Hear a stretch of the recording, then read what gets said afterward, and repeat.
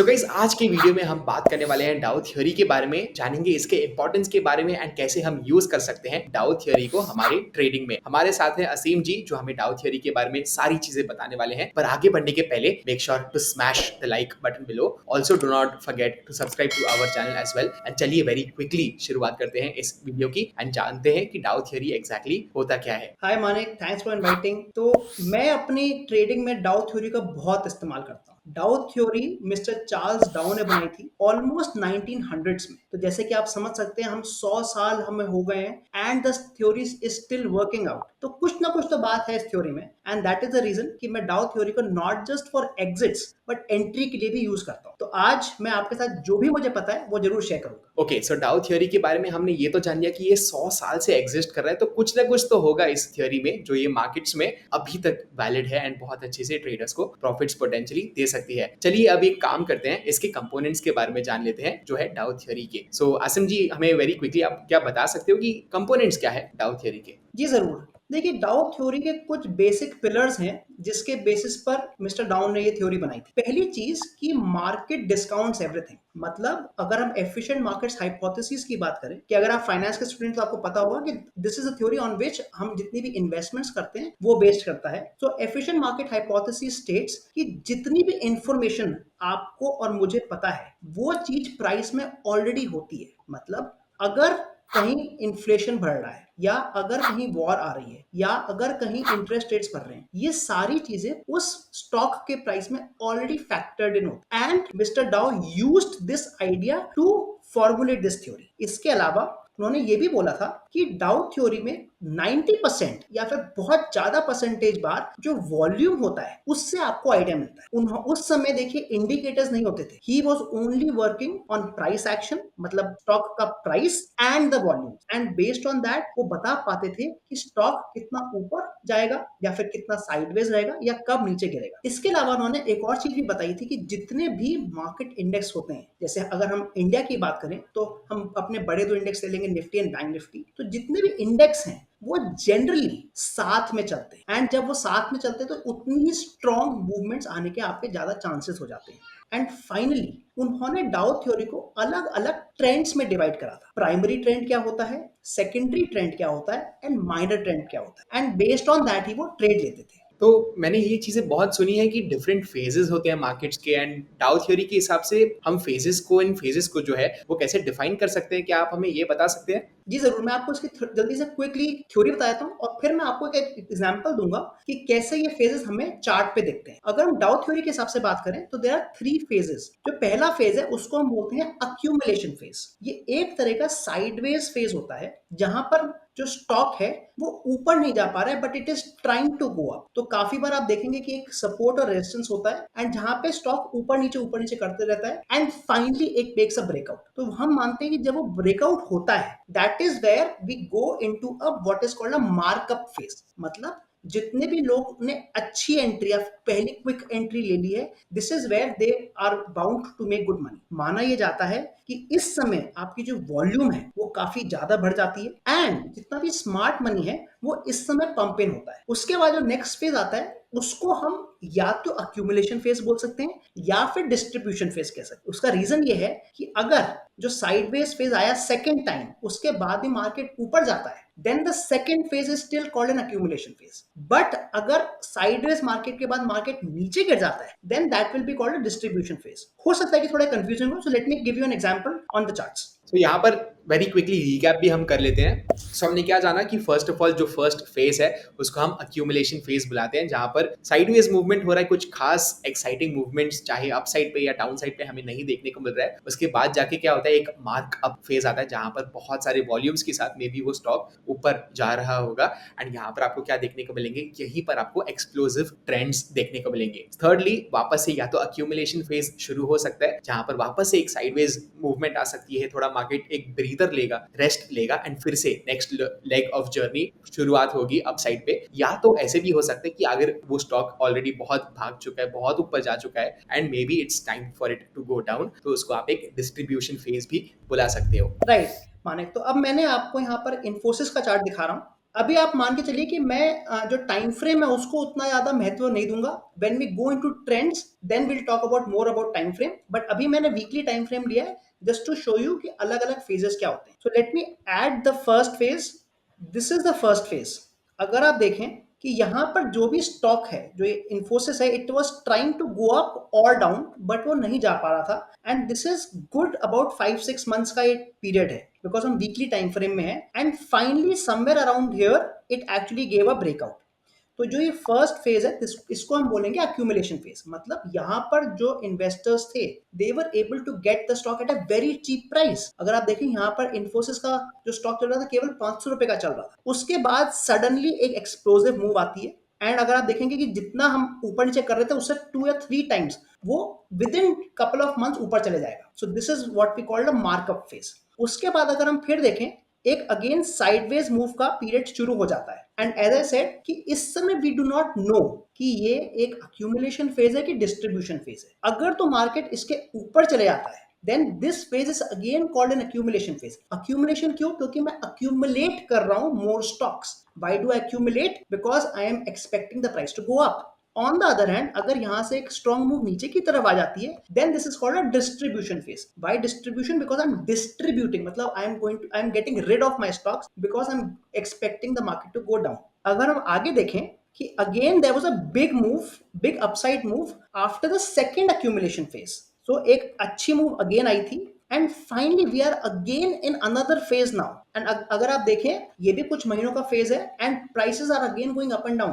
But this time it looks like ये एक distribution phase है बिकॉज इन्फोसिस एक स्ट्रॉन्ग गैप डाउन के बाद नीचे गया है and it kept going down. So जैसे कि हमने इस एग्जांपल में देखा there were probably 2 accumulation phases, 2 markups and 1 distribution phase. तो क्या हम ये बोल सकते हैं कि डिस्ट्रीब्यूशन फेज के बाद फिर से कभी ना कभी एक अक्यूमुलेशन फेज शुरू होगा, देन अगेन एक लेग अप यानी मार्कअप फेज शुरू होगा, फिर से डिस्ट्रीब्यूशन शुरू होगा एक्सेट्रा? क्या ये साइकिल्स हमेशा चलते रहते हैं? क्या आपका ये कहना है? जी एकदम. देखिए हम लोग एज इन्वेस्टर्स एंड जो मिस्टर डाउन ने कहा था कि इन्होंने यहाँ पर इन्वेस्टर्स की साइकोलॉजी, ग्रीड एंड फियर सब कुछ सोच के ये थ्योरी बनाई थी. जैसे कि आपने कहा डिस्ट्रीब्यूशन फेज क्यों आया, first will talk about that. The reason is कि जिन लोगों ने एक अच्छा प्रॉफिट कमा लिया है, people who were there in earlier phases, they want to get rid of their stocks and उनको प्रॉफिट लेना चाहते हैं. बिकॉज ऑफ दैट हम लोग देख रहे हैं कि यहाँ पर स्टॉक प्राइस गिर रहा है. But that reason can be because जो प्रॉफिट कमाया है वो लोग अपना निकाल रहे हैं. अब जो स्मार्ट मनी है या जो स्मार्ट इन्वेस्टर्स हैं दे प्रॉब्ली फील कि जो ये डिस्ट्रीब्यूशन फेज है उस समय स्टॉक का प्राइस ऑलरेडी ओवर वैल्यूड है. So they are looking for the price to come down. यहाँ पर एक और फिर से accumulation फेज बन सकता है. And once it gets a breakout here then they are expecting to price to go up probably higher than previous distribution phase also.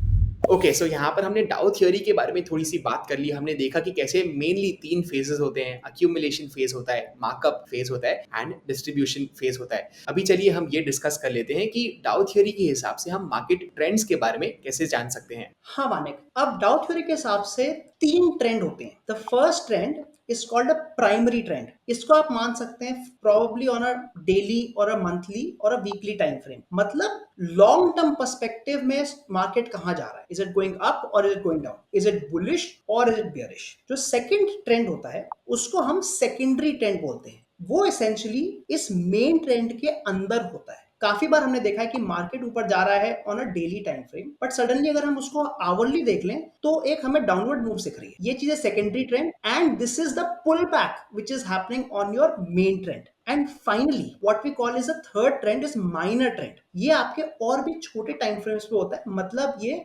Secondary trends के भी अंदर होता है. आप इसको 5 मिनट्स, 10 मिनट्स, 3 मिनट्स पे चेक कर सकते हैं. एंड इसमें आप काफी आपको नॉइज दिखेगी बिकॉज ये जो ट्रेंड है ये उतने क्लियर नहीं होते. दैट इज वाई काफी ट्रेडर्स से आपने सुना होगा कि ऑन अ लॉन्ग टर्म आपके ट्रेंड्स जो होते हैं वो ज्यादा स्ट्रॉन्ग होते हैं and if you trade them ज्यादा प्रोबेबिलिटी होती है कि आपके प्रॉफिट आए. एंड जैसे जैसे आप टाइम फ्रेम अपना छोटा करते आते हैं आप छोटे ट्रेंड्स पे आते जाते हैं एंड आपकी probability of making profitable trades कम हो जाती है बिकॉज उसमें नॉइज आ जाता है. तो यहाँ पर हमने 3 मेजर ट्रेंड्स के बारे में डिस्कस किया, जो है primary trend, secondary trend and minor trend. आप सभी ने ये सुना होगा कि हमें मल्टीपल टाइम फ्रेम एनालिसिस करनी चाहिए, मल्टीपल टाइम फ्रेम पे ट्रेडिंग भी करनी चाहिए। सो असीम जी का काइंड ऑफ आप बोल सकते हो मानना यही है, या मेरा भी मानना यही है। मोस्ट ऑफ द ट्रेडर्स अगर आप देखोगे जो बहुत सालों से ट्रेड करते हैं वो ट्रेंड के साथ ट्रेड करते हैं। तो यहाँ पर हम क्या कंक्लूड कर सकते हैं कि लेट्स से कि अगर जो हमारा प्राइमरी ट्रेंड है, जो लेट्स से वीकली चार्ट्स है, वो अगर एक अप ट्रेंड में है, हमें डेली चार्ट्स या आवरली चार्ट्स जहां पर भी हम ट्रेड कर रहे हैं, हमें क्या देखना चाहिए कि अगर एक अपसाइड ब्रेकआउट आ रहा है या मुझे कुछ इंडिकेशन बुलिशनेस का देखने को मिल रहा है on a lower time frame, यानी सेकेंडरी ट्रेंड में या तो माइनर ट्रेंड में, तो अगर मैं उसी दिशा में ट्रेड लूंगा, मेरा जो सक्सेस रेट है वो हो सकता है थोड़ा सा ऑन दी हायर साइड हो, बिकॉज मैं प्राइमरी ट्रेंड के साथ ही ट्रेड ले रहा हूँ। राइट, मैं आपको इसका एग्जांपल निफ्टी पे दिखाना चाहूंगा and let me just share my screen now. यहाँ पे मैं आपको निफ्टी का चार्ट दिखा रहा हूँ एंड ये मैंने आपको अभी वीकली चार्ट लगाया हुआ है। Now what we can see here is that Nifty is a very strong up trend. मैं क्यों बोल रहा हूँ, अगर हम देखें यहाँ से ऊपर गया Nifty and then it came down, फिर ऊपर गया Nifty and then it comes down. अब अगर मैं हम लॉन्ग टर्म की बात करें, we are talking about weekly time frames, and जैसे कि आपने सुना होगा मोस्ट ऑफ द इन्वेस्टर्स यही मानते हैं कि उन्हें इंडिया में इन्वेस्ट करना चाहिए बिकॉज यहाँ पे सबसे ज्यादा प्रॉफिट पोटेंशियल है। Why? Because they see this as their chart. उनके जो होराइजन है वो 20 30 40 इयर्स है and in that long horizon India is in a very bullish trend. But अब इसी को हम छोटा करके देखते हैं, let's make this daily time frame. अब आप देखेंगे कि पिछले 7-8 महीने में जो निफ्टी है वो गिरते चले जा रहा है। Let me make the trends again. अगर हम देखें, Nifty has been going down consistently. तो क्या हम ये कह देंगे कि अब क्या निफ्टी अगले 5-6 साल भी गिरता रहेगा? Probably no. This is what is called a secondary trend. मतलब मेन ट्रेंड के अंदर ये एक probably like a smaller pull back है। आइए इसको थोड़ा और छोटा करते हैं। If we go to 30 minutes then again this is showing an up trend.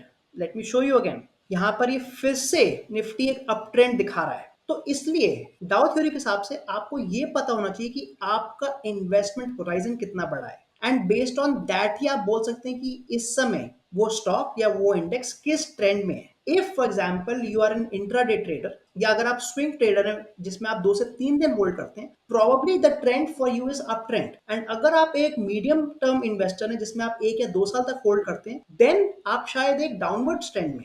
And अगर आप एक लॉन्ग टर्म इन्वेस्टर हैं जो आप अपनी पीढ़ी भर पीढ़ी के लिए आप पैसा कमाना चाहते हैं, तब आप एक बुलिश सुपर ट्रेंड में। तो क्या हम ये बोल सकते हैं कि हमें कोई इंडिकेटर्स की जरूरत ही नहीं है? बिकॉज क्लियरली मुझे चार्ट्स पे तो ये नजर आ रहा है कि अपवर्ड्स मूवमेंट या डाउनवर्ड्स मूवमेंट को हम इजीली डाउ थ्योरी के हिसाब से डिफाइन कर पा रहे हैं। करेक्ट। देखिए जैसे मैंने आपको बताया, जब डाउ थ्योरी बनी थी तो उस समय इंडिकेटर्स ही नहीं थे एंड केवल इंडिकेटर जो मिस्टर दाउ यूज करते थे दैट वाज वॉल्यूम्स। तो जिस तरह से हम ट्रेंड कर पा रहे हैं, हम लोग को जो सबसे इंपॉर्टेंट चीज है, we need to figure out कि ये जो लेवल्स हैं जिसको हम स्विंग लेवल्स बोलते हैं वो कैसे बनते हैं। तो अगर हम लोग ये जान लेंगे कि how do we define the swing levels, then I think we can trade without indicators. तो यानी जो इतना हाइप है इंडिकेटर्स का, एंड सारे इंट्राडे ट्रेडर्स, पोजिशनल ट्रेडर्स बहुत सारे सिस्टम्स के पीछे पड़े हैं, इंडिकेटर्स के पीछे पड़े हैं, क्या आपका मानना यह है कि मे बी हमें इंडिकेटर्स की जरूरत ही नहीं अगर हम simply basic price action and volume पे फोकस करें? तो आपने एक कहावत सुनी होगी, भाव भगवान छे। उसका मतलब ही ये है कि प्राइस ट्रम्प्स एवरीथिंग। अगर आपको प्राइस एक्शन मतलब प्राइस कहाँ जाने वाला है वो आता है एंड आपने उसके लिए क्लियर रूल्स बनाए हुए हैं, जैसे कि मैंने बताया, we should figure out and we should know यहाँ पर एक रिवर्सल आ सकता है, देन आई थिंक कि 90% of the trading is done looking at just price. जो आप इंडिकेटर्स ले लें वो शायद आपको एक एक्स्ट्रा कॉन्फिडेंस दे दें, but just by trading price you can make money. And काफी ट्रेडर्स ये भूल जाते हैं कि इंडिकेटर्स भी प्राइस से ही डिराइव होते हैं। मोस्ट इंडिकेटर्स की जब भी हम बात करें तो ultimately price action is what is supreme. So चलिए, अभी एक और क्वेश्चन है मेरे दिमाग में, एंड मैंने बहुत सारे आपके वीडियोस में देखा है, and I am pretty sure हमारे व्यूअर्स ने भी देखा होगा कि आप higher high as well as higher low या lower high as well as lower low के कॉन्सेप्ट्स आप समझाते रहते हो। तो क्या इस वीडियो में भी हम क्लियरली आप एक्सप्लेन कर सकते हो कि maybe higher high higher low exactly होता क्या है, उससे कंक्लूजन क्या हो सकता है, क्या ये डाउ थियरी में है, क्या ये नहीं है? ये सारी चीजें क्या हम हमारे व्यूअर्स के लिए क्लियर कर सकते हैं? जी जरूर। उससे पहले मेरे को आपको बताना पड़ेगा कि मैं हाई या लो या फिर मैं swing high and swing low को डिफाइन कैसे करता हूँ। सो आई विल टेल यू 2-3 तरीके जिस तरह से मैं इनको डिफाइन करता हूँ एंड एज अ ट्रेडर आप इसके और वेरिएशंस निकाल सकते हैं। सो let me show you my first तरीका। देखिए सबसे पहला तरीका जो मैं यूज करता हूं उसको फ्रैक्टल्स बोलते हैं। फ्रैक्टल्स क्या होता है? अब for example I want to figure out if this candle, the red candle is a swing high और नॉट, राइट? अगर मुझे ये पता लगाना है तो जो मैंने इसका क्राइटेरिया है वो है कि इसके पहले एटलीस्ट दो कैंडल ऐसी होनी चाहिए जिसमें करंट कैंडल से उनका लो कम होना चाहिए। मतलब let me just show you, if I feel कि ये वाली जो कैंडल है this is my swing high, then I want कि एटलीस्ट दो कैंडल हो ऑन द लेफ्ट साइड जिनका लो इस कैंडल के लो से कम हो। And as we can see इस कैंडल का एंड इस कैंडल का लो हमारी करंट कैंडल से कम था। Similarly I want at least to candles on the right side now जिसमें बाकी की दो कैंडल्स का लो अगेन मेरी करंट कैंडल से नीचे आए, and I can see this is happening here again. तो इस तरह से एक मेरा एक ट्रायंगल बन रहा है जिसमें जो हाई है मेरा वो ये है, एंड उसके बाद मेरे पास दो लेफ्ट में कैंडल्स है दो राइट में कैंडल्स है minimum. If this happens I will call this candle the swing high, and low के लिए ये उल्टा हो जाएगा। तो लो में अगर मैं एग्जांपल दूं आपको, this becomes my swing low because इसके लेफ्ट साइड में दो कैंडल्स हैं जिनका हाई मेरी करंट कैंडल से ऊपर है, एंड राइट में भी दो कैंडल्स हैं जिनका हाई मेरी करंट कैंडल से ऊपर है। अगर हम अपने स्विंग्स को पहले डिफाइन कर लेंगे तब हम आगे बात कर पाएंगे कि higher high and higher low क्या होता है। So this is one way of defining swings. अब ये करके मुझे क्या फायदा हो रहा है? अगर आप देखें इससे काफी जो साइडवेज मूवमेंट होते हैं उससे आप बाहर निकल जाएंगे। फॉर एग्जाम्पल अगर मैं इसको स्विंग हाई बोलता हूं, I will have to wait till ये लो दो बार टूट जाए, and that happens here, that happens here. मतलब मैं इस कैंडल को स्विंग हाई तब तक नहीं बोल सकता जब तक ये कैंडल बन रही है। दैट ऑल्सो मीन्स अगर आप देखें ये 30 मिनट्स का टाइम फ्रेम है, मैं ऑलमोस्ट 3-4 घंटे तक वेट कर रहा हूं for a new swing to be developed. So this is why I like this method a lot जिसमें हम अपने स्विंग्स को डिफाइन कर पा रहे हैं। This is one of the ways. मैं आपको दूसरा तरीका भी बता सकता हूँ, that is using just the next two candles. उसमें आप क्या कर सकते हैं, let me take another example. उसमें आप क्या कर सकते हैं, आपको नेक्स्ट की दो कैंडल ढूंढनी है। So this becomes my pivot candle जो मुझे लग रहा है स्विंग लो हो सकती है। उसके बाद I want at least to candles जिनका क्लोज एंड हाई दोनों इस पिवट कैंडल से ज्यादा है। तो अगर हम देखें ये एक कैंडल है जिसका इस कैंडल से हाई एंड क्लोज ज्यादा है, and probably this candle also. तो इस कैंडल के बाद ही I will call this a swing low. एक चीज और ध्यान रखें, जब भी मैं स्विंग्स बनाता हूं I always make them alternate. मतलब अगर मेरा एक स्विंग लो बन चुका है तो मैं एक स्विंग हाई बनाऊंगा। मतलब मैं इसको एक और स्विंग लो नहीं बोल सकता जब तक मेरे पास एक स्विंग हाई ना आ जाए। सो यहाँ पर हमने swing high as well as swing low को डिफाइन तो कर लिया, बट जो हायर हाई हायर लो या लोअर हाई लोअर लो का जो आप स्ट्रक्चर के बारे में बात करते हो वो एग्जैक्टली क्या है, क्या आप हमें वेरी क्विकली बता सकते हो? हाँ, so let me show you on the same chart now. So अगर हम देखें एक ये अच्छी मूव आई थी downward move, if you see here एक अच्छी डाउनवर्ड मूव आई थी, but how can we as traders trade it? तो अगर हम इसको क्विकली यहाँ पर अपने स्विंग्स बनाए, this becomes my swing high, this will become my swing low, and जैसे मैंने आपको बताया this will become my swing high, this will become my swing low. तो ऐसे करके हम अपने सारे स्विंग्स को मैप कर सकते हैं using any of the method that I have just shown you. एक बार आपके सारे स्विंग्स बन जाते हैं, swing high and swing low, then आपको देखना है कि क्या वो स्विंग्स हैं वो नीचे बन रहे हैं कि ऊपर बन रहे हैं। मतलब क्या जो स्ट्रक्चर है वो आपका ऐसे बन रहा है, मतलब जो स्विंग हाईज हैं वो ऊपर होते आ रहे हैं, स्विंग लोज ऊपर होते आ रहे हैं, और is it the other way around जहां पर जो आपके स्विंग हाईज हैं वो भी छोटे होते आ रहे हैं एंड स्विंग लोज भी छोटे होते आ रहे हैं। इस एग्जाम्पल में अगर आप देखें आप क्लियरली देखेंगे कि आपके जितने भी swing highs and swing lows हैं वो अपने पिछले स्विंग हाइज एंड पिछले स्विंग लो से कम होते जा रहे हैं। That means we are in a down trend. And एक बार आपको डायरेक्शन का पता लगे तो आप उसको कैसे भी ट्रेड कर सकते हैं। अगर आप एक फ्यूचर ट्रेडर हैं तो आप फ्यूचर शॉर्ट करके ट्रेड कर सकते हैं, अगर आप एक ऑप्शन ट्रेडर हैं तो आप प्रॉब्ली पुट को बाय करके ट्रेड कर सकते हैं। तो क्या हम ऐसे कंक्लूड कर सकते हैं वेरी सिंपल वर्ड्स में अगर मैं बताना चाहूँ तो हायर हाइज हायर लोज जब भी बन रहे हैं मार्केट में एक अप ट्रेंड चल रहा है, जब भी लोअर हाइज लोअर लोज बन रहे हैं तभी प्रोबेबली मार्केट में एक डाउनवर्ड ट्रेंड चल रहा है। एंड हो सकता है जब तक फिर से एक लोअर हाई लोअर लो के स्ट्रक्चर से higher high as well as higher low का स्ट्रक्चर ना बने तब तक मार्केट में एक डाउनवर्ड्स मूवमेंट ही बने रहेगी। राइट, तो जो आप कह रहे हैं वो मैंने यहाँ पे बनाया हुआ अपने व्यूअर्स के लिए सो दैट उनको इजीली अंडरस्टैंड हो जाए। अगर हमारे जो हायर हाइज हैं अगर वो ऊपर बनते जा रहे हैं तो we are in up trend, जैसे कि मैं आपको यहाँ दिखा रहा हूँ। 5 जो स्विंग है that is greater than 3, and 3 जो स्विंग है that is greater than 1, that is one condition. And जो लोज है वो भी ऊपर होने चाहिए। So 4 is greater than 2 and 2 is greater than this L. अगर ऐसी फॉर्मेशन बनती आ रही है तो you are in up trend. और यही चीज अगर उल्टी हो जाती है, सो समथिंग लाइक दिस, तो we are in a down trend, जिसमें जितने भी मेरे हाईज हैं वो छोटे होते आ रहे हैं एंड जितने भी लोज हैं वो मेरे छोटे होते जा रहे हैं। सो हमने इन सारे कॉन्सेप्ट्स के बारे में तो बात कर ली, डाउ थ्योरी के बारे में जान लिया, लोअर हाई लोअर लो, स्विंग हाई स्विंग लो के बारे में भी डिस्कस कर लिया, बट डाउ थ्योरी को हम एग्जैक्टली ट्रेडिंग में कैसे यूज कर सकते हैं? तो जैसे कि मैंने आपको माने बताया कि पहला क्राइटेरिया हुआ कि हमने अब ट्रेंड ढूंढ लिया, मतलब अब हमें पता है कि मार्केट किस डायरेक्शन में आने वाला है।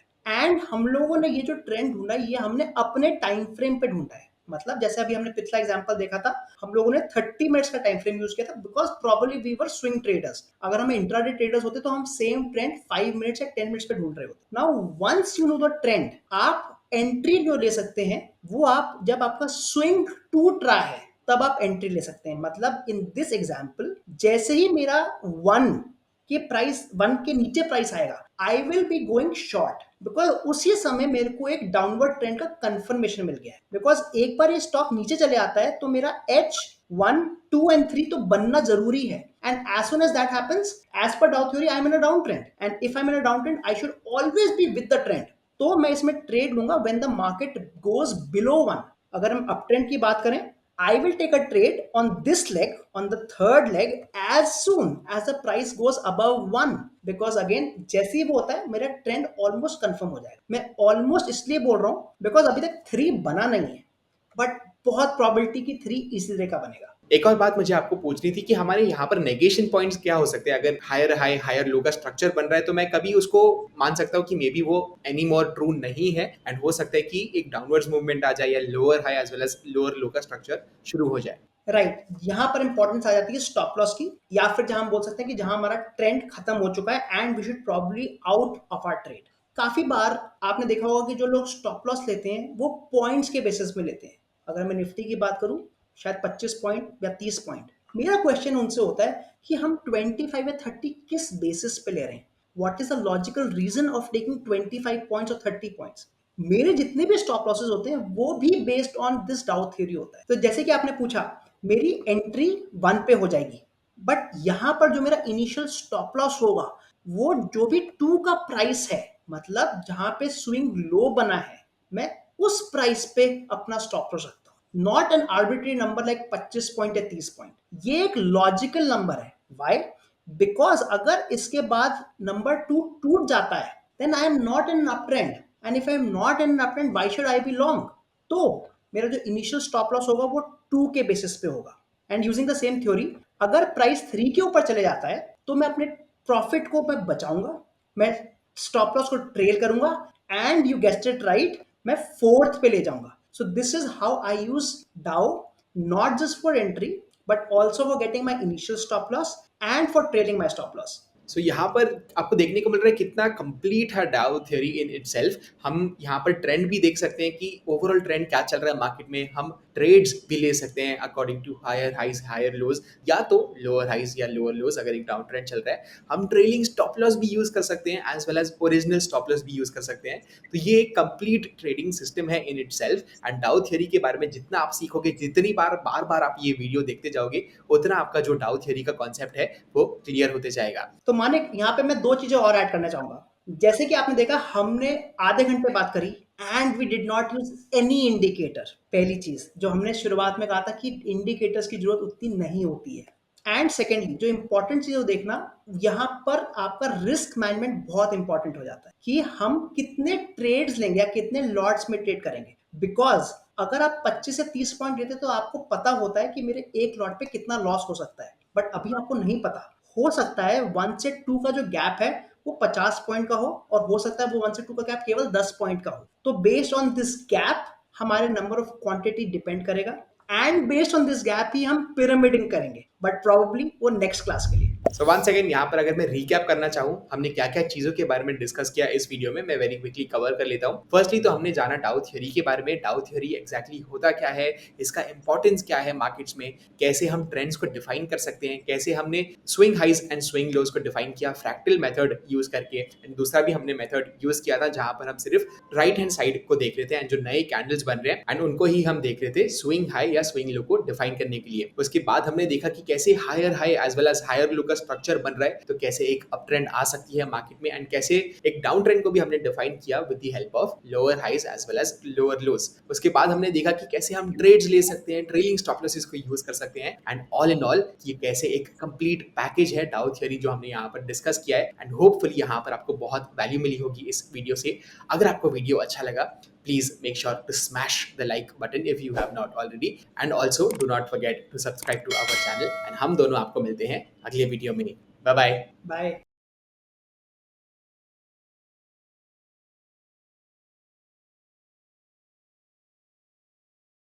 Investment in securities market are subject to market risks. Read all the related documents carefully before investing. Please read the risk disclosure documents carefully before investing in equity shares, derivatives, mutual fund, and or other instruments traded on the stock exchanges.